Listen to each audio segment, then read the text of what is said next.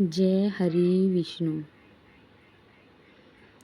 पापों का नाश और मोक्ष देने वाली पावन कथा। प्राचीन समय की बात है। महिषामती नामक नगर में धर्मवीर नाम का एक राजा राज्य करता था। वह बहुत पराक्रमी था, परंतु उसे अपने बल और धन की अत्यधिक अभिमान था। धीरे धीरे वह धर्म के मार्ग से भटक गया।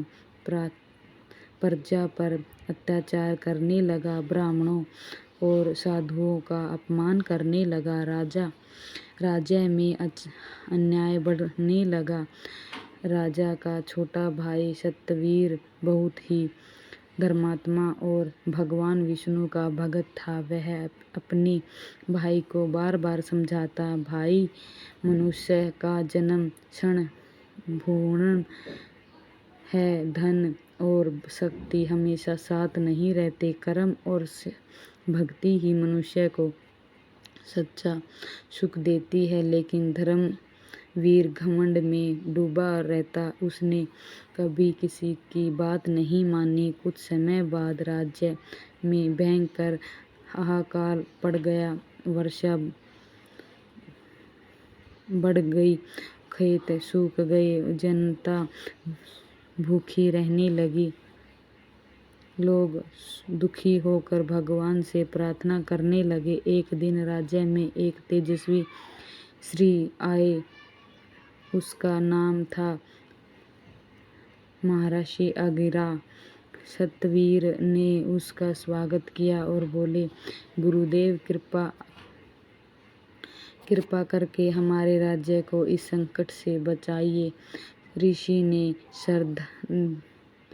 ध्यान लगाकर कहा, राज्य में अधर्म बढ़ गया है। जब तक राजा अपने पापों का प्रायश्चित नहीं करेंगे, तब तक यह संकट समाप्त नहीं होगा। सत्यवीर राजा धर्मवीर को ऋषि के पास ले आए। राजा ने घमंड से कहा, क्या केवल पूजा पाठ से संकट दूर हो जाएंगे? महर्षि शांत स्वभाव में बोले, राजन, जब मनुष्य धर्म भूल जाता है, तब सुख भी उसका साथ नहीं देता। यदि तुम सच्चे मन से अपारा एकादशी का व्रत करो और भगवान विष्णु से क्षमा मांगोगे, तो तुम्हारे सभी पाप नष्ट हो जाएंगे। राजा ने पूछा, गुरुदेव, यह अपारा एकादशी क्या है? ऋषि बोले, जेठ मास के कृष्ण पक्ष की एकादशी को अपारा एकादशी कहा जाता है। इसका व्रत करने से मनुष्य के बड़े से बड़े पाप भी नष्ट हो जाते हैं। यह व्रत हजारों तिथियों के स्नान और यज्ञों के समान फल देता है। राजा धर्मवीर के मन में पहली बार पश्चाताप जागा। उसने निम्रता किया कि वह पूरे विधि विधान से व्रत करेगा। अपारा एकादशी के दिन राजा ने प्राचीन स्नान किया, पीले वस्त्र धारण किए, भगवान विष्णु की मूर्ति के सामने दीप जलाया और तुलसी दल अर्पित किया। उसने दिन भर उपवास रखा और भगवान का नाम जाप करता रहा। रात भर जागरण हुआ, भजन कीर्तन गूंजने लगे। राजा की आंखों से आंसू बहने लगे। वह बार बार भगवान से प्रार्थना करता, हे प्रभु, मुझे क्षमा कर दीजिए। मैंने अहंकार में आकर अनेक पाप किए हैं। उसी रात भगवान विष्णु राजा के सपने में प्रकट हुए। उनके हाथों में शंख, चक्र, गदा और प्रत्येक सुशोभित थे। भगवान बोले, राजन, सच्चे मन से किया गया अपारा एकादशी व्रत सभी पापों का नाश करता है। तुम्हारा हृदय अब शुद्ध हो चुका है। सुबह होते ही अद्भुत चमत्कार हुआ। आकाश में बादल छा गए, तेज बारिश होने लगी, सूखे खेत हरे हो गए, जनता खुशी से झूम उठी। राजा धर्मवीर पूरी तरह बदल चुका था। उसने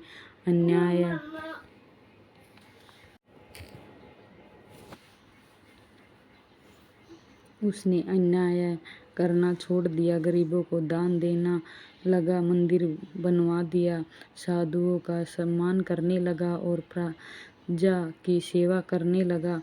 कुछ वर्षों बाद जब उसका अंतिम समय आया, तब भगवान विष्णु के दूत उसे वैकुंठ ले जा गए। महर्षि अग्निरा ने कहा, जो मनुष्य श्रद्धा और नियम पूर्वक अपारा एकादशी का व्रत करता है, उसके जन्मांतर के पाप नष्ट हो जाते हैं, उसे सुख, शांति और अंत में मोक्ष की प्राप्ति होती है। यह व्रत बड़े बड़े पापों का नाश करता है। भगवान विष्णु की विशेष कृपा प्राप्त होती है, धन, सुख और शांति मिलती है, मृत्यु के बाद मोक्ष की प्राप्ति होती है। व्रत की समस्त विधि: स्नान करके भगवान की पूजा करें, पीले वस्त्र और पीले फूल अर्पित करें, तुलसी दल चढ़ाएं, दिन भर उपवास रखें और ओम नमो भगवते वासुदेवाय मंत्र का जाप जरूर करें। रात्रि में भजन कीर्तन करें। अगले दिन ब्राह्मण या गरीब लोगों को भोजन कराएं, व्रत खोलें। ओम नमो भगवते वासुदेवाय नमः। श्री हरि विष्णु भगवान जी जय। अपारा एकादशी माता की जय। प्राचीन समय की बात है। धर्मराज युधिष्ठिर ने भगवान श्री कृष्ण से कहा, हे माधव, जेठ मास के कृष्ण पक्ष की एकादशी का क्या नाम है और इसका क्या महत्व है? कृपा करके उसकी कथा सुनाइए। भगवान श्री कृष्ण बोले, हे राजन, जेठ मास के कृष्ण पक्ष की कथा अपारा एकादशी को अपारा एकादशी कहा जाता है। यह व्रत अत्यंत पुण्यदायी है। इसके प्रभाव से मनुष्य के सभी पाप नष्ट हो जाते हैं और उसे मोक्ष की प्राप्ति होती है। अब मैं तुम्हारे इसकी पावन कथा सुनाता हूँ। प्राचीन समय में महिदवाज नाम का एक धर्मात्मा राजा था। वह बहुत दयालु, सत्यवादी और भगवान विष्णु का भक्त था।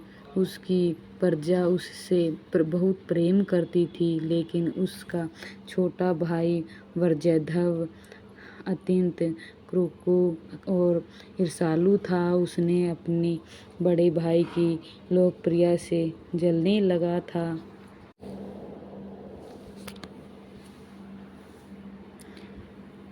एक दिन वज्रध्वज ने प्रण रचकर रात के समय अपने भाई महिदध्वज की हत्या कर दी और उसके शरीर को जंगल में एक पीपल के वृक्ष के नीचे दबा दिया। अकाल मृत्यु होने के कारण राजा महिदध्वज की आत्मा प्रेत योनि में भटकने लगी। वह प्रेत जंगल में आने जाने वालों को डराने लगी। लोग उस मार्ग से गुजरने से भय खाने लगे। कुछ समय बाद उस जंगल में ज्योतिष श्री आए। उन्होंने अपनी दिव्य दृष्टि से सब जान लिया। ऋषि ने प्रेत को बुलाकर पूछा, तुम कौन हो और इस दुखद अवस्था में क्यों भटक रहे हो? प्रेत ने रोते हुए कहा, हे ऋषिवर, मैं पूर्व जन्म में महिदेव नाम का राजा था। मेरे छोटे भाई ने मेरी हत्या कर दी। अकाल मृत्यु और अधूरे कर्मों के कारण मैं प्रत्येक योनि में भटक रहा हूँ। कृपा करके मुझे इस कष्ट से मुक्ति दिलाइए।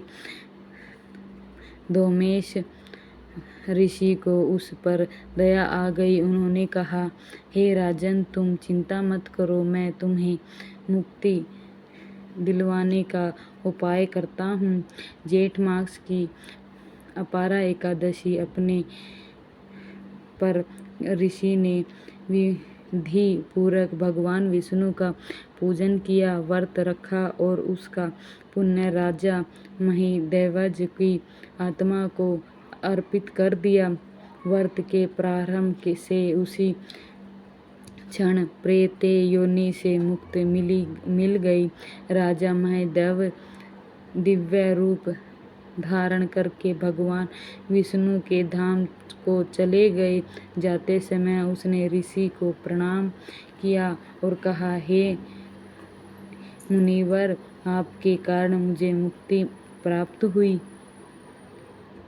अपारा एकादशी वास्तव में महान और पापों का नाश करने वाली एकादशी। भगवान श्री कृष्ण ने युधिष्ठिर से कहा, हे राजन, जो मनुष्य श्रद्धा और भक्ति से अपारा एकादशी का व्रत करता है, इसके सभी पाप नष्ट हो जाते हैं। उसे यज्ञ, दान और तीर्थों के समान पुण्य प्राप्त होता है।